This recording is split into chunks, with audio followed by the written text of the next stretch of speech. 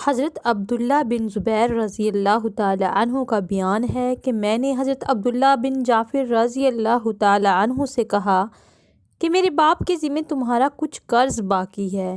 آپ نے فرمایا کہ میں نے اس کو معاف کر دیا۔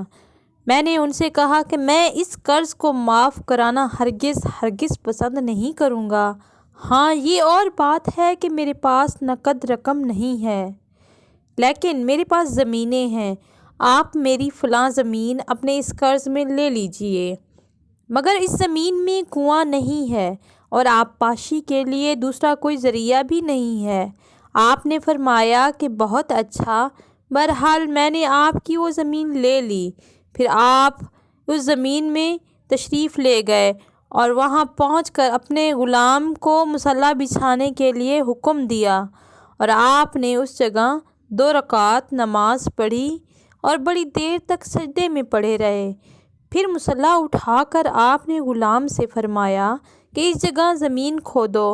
غلام نے زمین کھودی تو ناگہاں وہاں سے پانی کا ایسا ذخائر چشمہ ابلنے لگا جس سے نہ صرف اس زمین بلکہ آس پاس کی تمام زمینوں کی آب پاشی اور سیرابی کا انتظام ہو گیا۔ اس ویڈیو کو مزید دیکھنے سے پہلے آپ میرے چینل کو سبسکرائب کر دیں اور بیل آئیکن کا بٹن بھی کلک کر دیں تاکہ آپ کو میری تمام ویڈیوز ملتی رہیں۔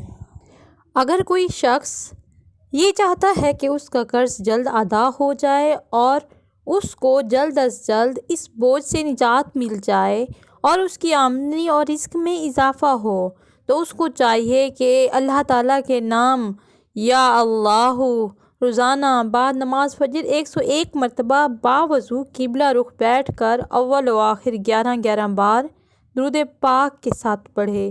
یہ عمل برابر کرتا رہے، چھٹی ناغہ نہ کرے بلکہ عمل کی پابندی کرے۔ انشاءاللہ تعالیٰ اس عمل کو ہمیشہ پابندی کے ساتھ کرنے میں برکت ہے، اور اس کی برکت سے انشاءاللہ کبھی جیب خالی نہ رہے گی اور سارا قرض جلد ہی ادا ہو جائے گا۔